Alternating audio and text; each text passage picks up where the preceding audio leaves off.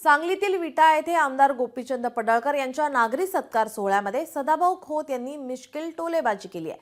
कोणी कितीही देव पाण्यात ठेवू दे, देवाभाऊ एक दिवस गोपीचंद पडळकर यांना मंत्री करणार, मात्र आपल्याला कुठेतरी राज्यपाल तरी करा, नाहीतर आपली अवस्था बंद बँडवाल्यासारखी होईल, असं सदाभाऊ खोत यांनी म्हटलंय।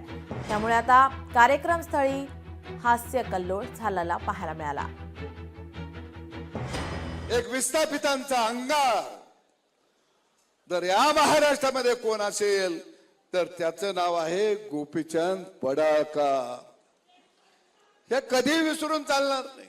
आणि आज या व्यासपीठावरनं सांगतो की गोपीचंद पडळकर ज्यांना आम्ही नेता म्हणलं, तो देवाभाऊ एक ना एक दिवस मंत्री केल्याशिवाय थांबणार नाही। तोपर्यंत कुणी किती बी द्याव पाण्यात घालून दे, काही उपयोग होणार नाही।